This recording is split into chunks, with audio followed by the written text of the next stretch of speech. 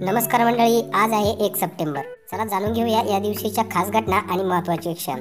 भारतीय घटना 1911 मध्ये पुणे येथे पंडित भास्कर बुवा बखले यांनी भारत गायन समाज या संस्थेची स्थापना केली. ही संस्था भारतीय शास्त्रीय संगीताच्या जतनासाठी महत्त्वाची ठरली. तर आज साजरा केला जातो राष्ट्रीय पोषण दिन. दरवर्षी 1 सप्टेंबरला राष्ट्रीय पोषण दिन साजरा केला जातो. या दिवसामागचा उद्देश म्हणजे लोकांना संतुलित आहार आणि आरोग्य महत्त्व पटवून देणे. शाळा, महाविद्यालय आणि आरोग्य संस्था या दिवशी जागरूकता कार्यक्रम आयोजित करतात.